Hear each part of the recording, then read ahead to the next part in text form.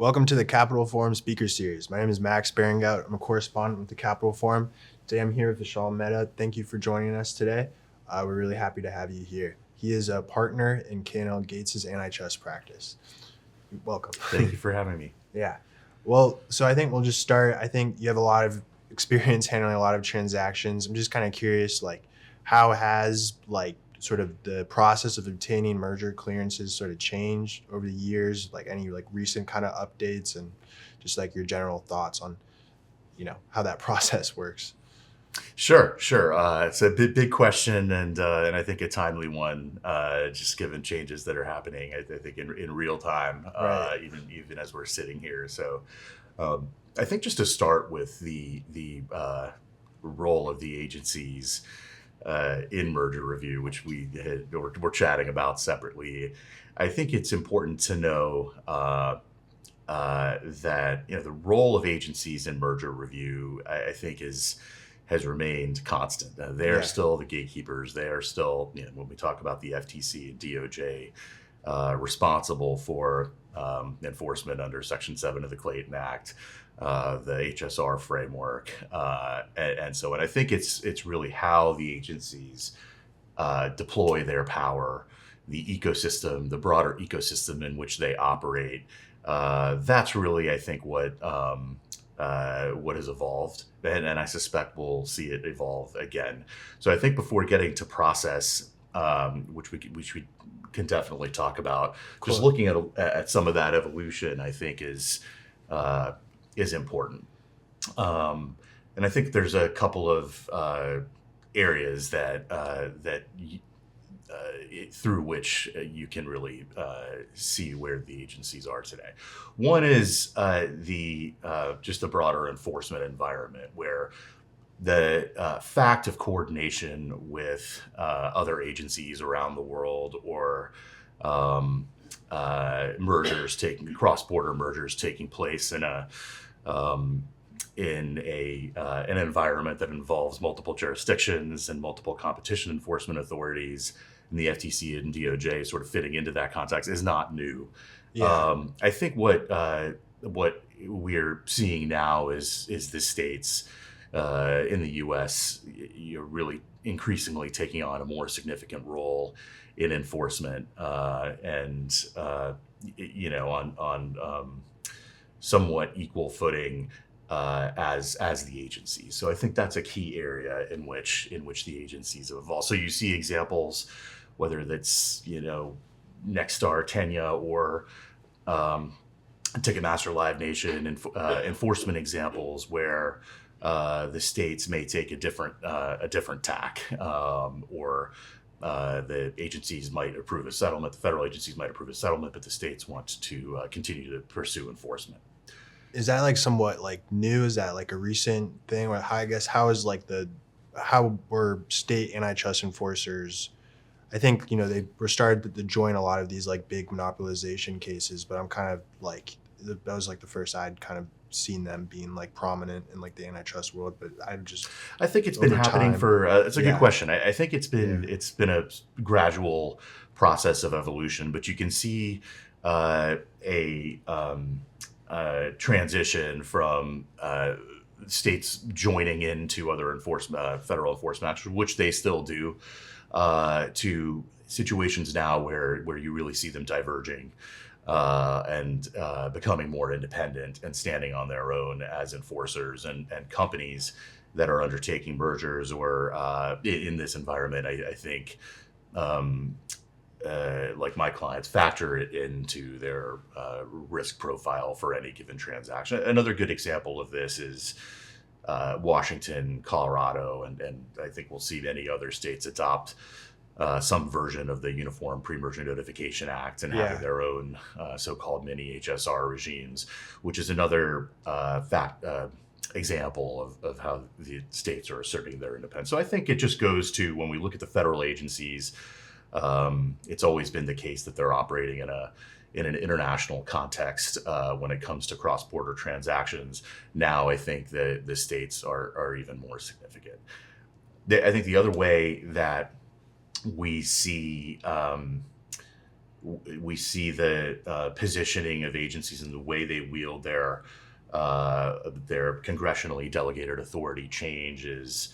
Um, is I think when you look at the political alignment and their relationship vis-a-vis the other branches of government.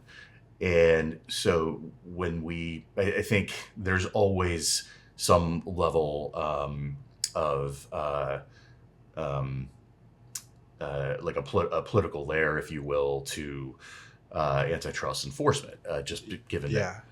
agencies are created by statute, and then they're federal agencies. They're even for independent agencies like the FTC, their leadership is appointed by the executive Yeah. and by the president, and so there's always some level of a degree to which the political priorities of the administration will influence the enforcement priorities of the agencies.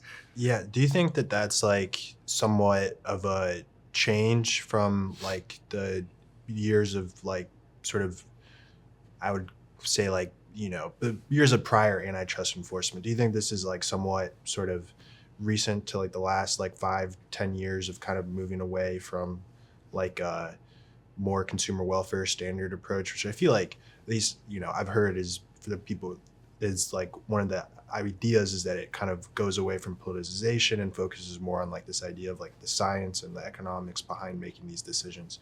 I'm just curious if like you think that's something that's changed, or if that politics has level of politics in it has changed. Yeah, I think that's a really good question. I think they're two separate questions there. Yeah. One is um, when you look at the theories of harm, the merger guidelines, are we seeing a shift in how the agencies are approaching merger review? And then the second and related question is, are we seeing a change in the degree of political alignment and the significance of political priorities in merger review?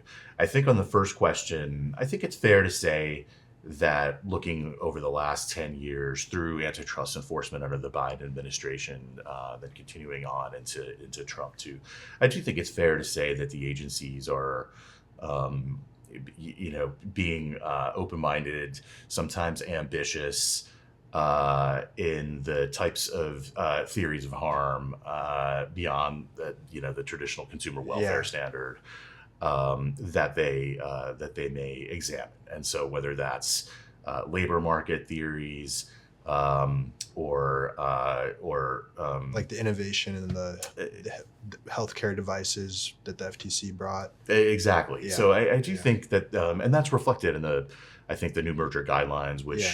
which are quite expansive and give the agencies a lot of flexibility in the types of elements they consider in merger review, and that's continued on and obviously was retained under the Trump administration. I think on the political side of things, the it's not as new as it feels. Yeah. I think we saw under President Biden with the executive order on competition a articulation of the president's priorities, which then we saw flow through government and antitrust enforcement in particular. So that's an example of that alignment occurring 5 years ago. But I do think it's perhaps a little more candid than it's been in the past. And so, for instance, Yeah. Chair Ferguson has been pretty outspoken about the FTC's role and where it fits in relative to the president's priorities. And so I think we see it more openly now, although I wouldn't say it's an entirely new concept. That one last question. Is this so before, I guess, before Biden administration, before the second Trump administration, do you think it was like that level of like political alignment was different?